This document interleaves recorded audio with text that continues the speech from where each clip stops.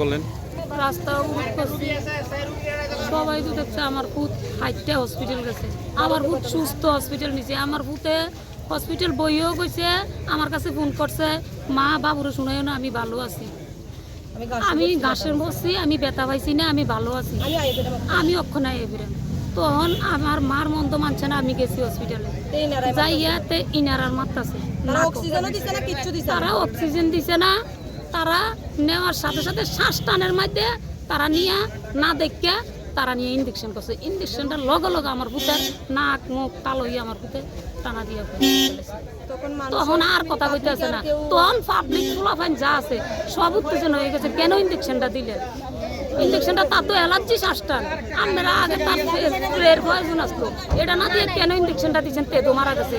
তখন মেজাজ ফুলাফাইনের অন্যরকম কিছু ভাঙচুর করছে, তখন তারা নিরহ ফুলাফাইনি তারা আমরা তারার লাগিয়া বইছি। আমরা যারা নিছে তারা কি ভাঙচুরের লোকে জড়িত আছে নাকি?